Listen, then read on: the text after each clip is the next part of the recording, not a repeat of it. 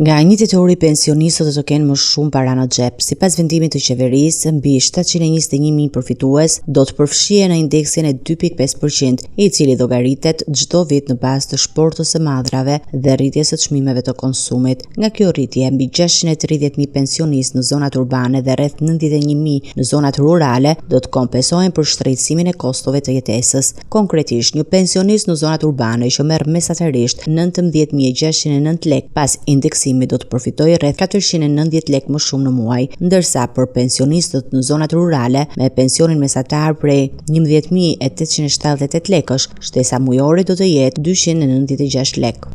Është normë e cila pasqyron rritjen e çmimeve për shportën e pensionistëve, është pak më e lartë se sa norma mesatare e indeksit të konsumit për periudhën korrik 2024 gusht 2025, që është periudha referencë e cila merret në konsiderat për indeksimin e pensioneve. Dua të theksoj që nuk duhet të kategorizohet si një rritje e pensioneve. Indeksimi është rregullim i pensioneve sa i takon çmimeve dhe është një proces dhe një politikë të cilën ne e kemi ndjekur çdo vit dhe do të vijojmë ta ndjekim çdo vit, pasi duhet të garantojmë që rritja e çmimeve nuk ndikon në masën e përfitimit të pensioneve.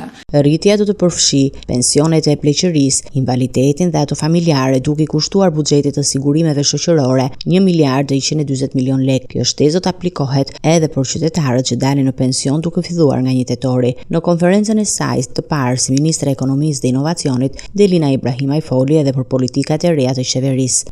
Unë besoj fort që nëpërmjet këtij plani dhe nëpërmjet reduktimit të përdorimit të keshit në ekonomi, do të arrijmë që të kemi reduktim të ekonomisë informale që do të garantoj një konkurrueshmëri më të lartë dhe një treg më të mirë për zhvillimin e sektorit privat në vend.